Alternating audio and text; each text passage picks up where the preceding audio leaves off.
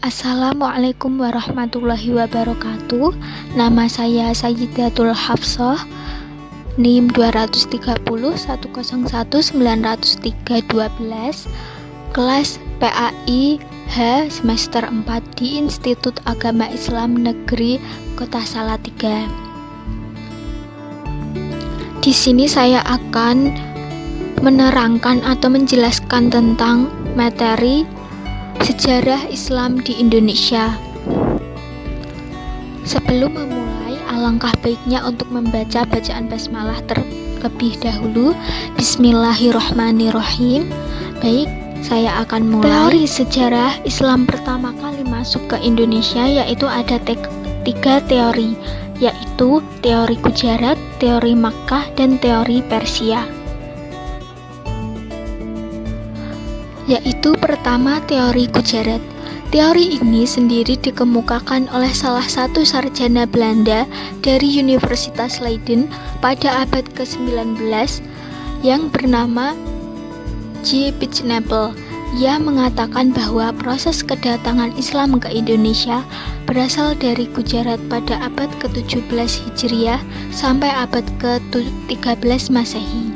Gujarat ini terletak di India bagian barat berdasarkan dengan Laut Arab. Menurutnya, orang-orang Arab bermadzhab Syafi'i telah bermukim di Gujarat dan Malabar sejak awal Hijriah abad ke-17 Masehi. Namun, yang menyebarkan Islam ke Indonesia menurut Pitjnapel bukanlah dari orang Arab langsung. Melainkan pedagang Gujarat yang telah memeluk Islam dan berdagang ke dunia timur, termasuk Indonesia. Dalam perkembangan selanjutnya, teori Pitjnapel ini diamini dan disebarkan oleh orientalis terkemuka Belanda, Snok Horgranje. Menurutnya, Islam telah lebih dulu berkembang di kota-kota pelabuhan anak benua India. Orang-orang Gujarat telah lebih awal membuka hubungan dagang dengan Indonesia dibanding dengan pedagang Arab. Dalam pandangan Horgranje, kedatangan orang Arab terjadi pada masa berikutnya. Orang-orang Arab yang datang ini kebanyakan adalah keturunan Nabi Muhammad yang menggunakan gelar Sayyid atau Syarif di depan namanya. Yang kedua yaitu teori Makkah. Teori Makkah ini dikenalkan oleh ulama sekaligus sastrawan Indonesia yaitu Haji Abdul Karim Amrullah atau Hamka pada tahun 1959. Ia mengatakan bahwa proses masuknya Islam ke Indonesia itu langsung dari Mekah atau Arab. Proses ini berlangsung pada abad pertama Hijriah atau abad ke-7 Masehi. Pendapatnya sendiri ia sampaikan pada saat orasi Dies Natalis Perguruan Tinggi Islam Negeri PTIN di Yogyakarta. Ia menolak seluruh anggapan para sarjana Barat yang mengemukakan bahwa Islam datang ke Indonesia tidak langsung dari Arab. Bahkan, argumentasi yang dijadikan bahan rujukan Hamka adalah sumber lokal Indonesia dan sumber Arab. Menurutnya, motivasi awal kedatangan orang Arab tidak dilandasi oleh nilai-nilai ekonomi melainkan didorong oleh motivasi spirit penyebaran agama Islam. Dalam pandangan Hamka, jalur perdagangan antara Indonesia dengan Arab telah berlangsung jauh sebelum tarikh Masehi. Dalam hal ini, teori Hamka merupakan sanggahan terhadap teori Gujarat yang banyak kelemahan. Ia malah curiga terhadap prasangka-prasangka penulis orientalis Barat yang cenderung memojokkan Islam di Indonesia. Yang ketiga yaitu teori Persia. Pencetus dari teori ini adalah Husain Jadiningrat, sejarawan dan ilmuwan prabumi pertama asal Banten. Ia mengatakan bahwa proses kedatangan Islam ke Indonesia berasal dari daerah Persia atau Persia, kini yang disebut Iran, pada abad pertama Hijriah atau abad ke-7 Masehi. Dalam memberikan argumentasinya pada sekitar tahun 1880 sampai 1900, Husain lebih menitik beratkan analisisnya pada kesamaan budaya dan tradisi yang berkembang antara masyarakat Persia dan Indonesia. Kesamaan budaya ini dapat dilihat pada masyarakat Islam Indonesia, antara lain peringatan 10 Muharram atau Syura sebagai hari suci kaum Syiah atas kematian Husain bin Ali, cucu Nabi Muhammad, seperti yang berkembang dalam tradisi tabut di Pariaman di Sumatera Barat. Istilah tabut atau keranda diambil dari bahasa Arab yang ditranslasi melalui bahasa Parsi. Kemudian yaitu proses penyebaran Islam di Indonesia. Proses penyebaran Islam di Indonesia ada beberapa, yaitu 1. Proses melalui perdagangan. 2. Proses melalui perkawinan. 3. Proses melalui dakwah. 4. Proses melalui pendidikan. 5. Proses melalui seni budaya. Dan yang keenam yaitu proses melalui tasawuf.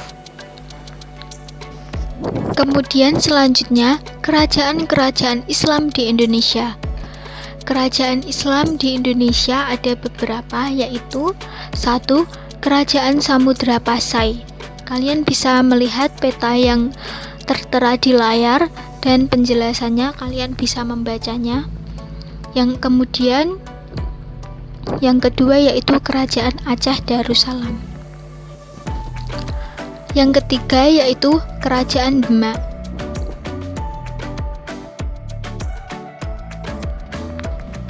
Keempat, Kerajaan Islam Pajang.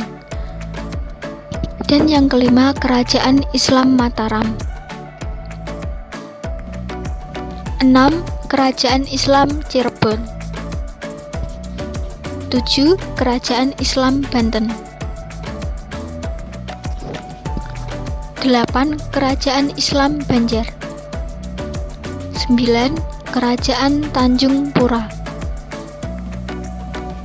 10. Kerajaan Islam Ternate.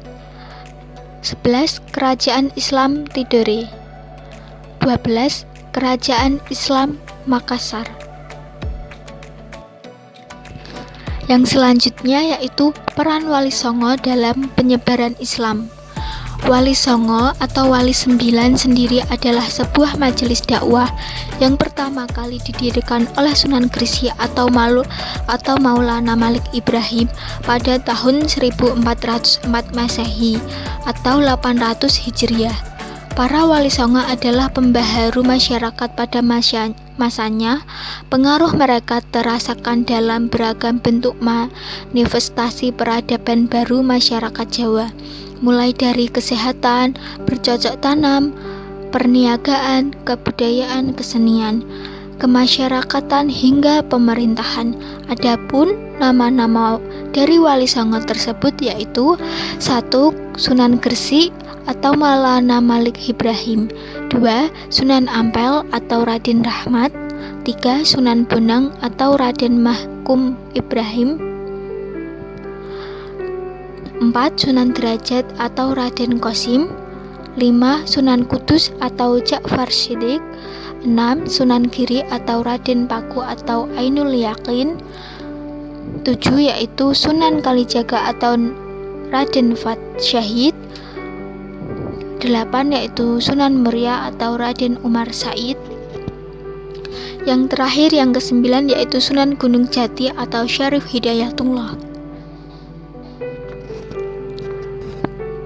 Berikut beberapa peranan mereka dalam penyebaran agama Islam, yaitu sebagai pelopor penyebarluasan agama Islam kepada masyarakat yang belum banyak mengenal ajaran Islam di daerahnya masing-masing, sebagai pembela dan pengembang agama Islam di masanya dan di hidupnya, sebagai orang-orang yang ahli di bidang agama Islam, dan sebagai penasihat raja atau kerajaan Islam dalam mempermudah penyebaran agama Islam, dan sebagai kiai atau pemimpin agama Islam di daerah penyebarannya masing-masing. Dan di bawah ada beberapa foto Wali Songo sebagai gambarannya. Kemudian selanjutnya, peninggalan peradaban Islam di Indonesia, yaitu seperti yang gambar di layar tersebut adalah makam Sultan Malik Al-Saleh atau peninggalan kerajaan Samudra Pasai. Kemudian ada Masjid Raya Baitur Rahman atau peninggalan kerajaan Aceh Darussalam, dan Masjid Agung Demak peninggalan kerajaan Demak. Masjid Laweyan atau peninggalan kerajaan Islam Pajang. Serapan Serat Sastra Ganding karya Sultan Agung, peninggalan kerajaan Islam Mataram. Masjid Agung Sang Cipta Rasa, peninggalan kerajaan Islam di Cirebon. Masjid Agung Banten, peninggalan kerajaan Islam Banten. Masjid Sultan Suryansyah atau peninggalan kerajaan Islam Banjar. Yang di bawahnya yaitu Istana Mauliakarta atau peninggalan kerajaan Tanjung Pura. Masjid Jami Sultan Ternate atau peninggalan kerajaan Islam Ternate. Istana Ki atau peninggalan kerajaan Islam Tidore. Yang terakhir yaitu kalian bisa melihat pada gambar tersebut yang telah tertera di layar, yaitu Masjid Katangka atau peninggalan kerajaan Islam Makassar.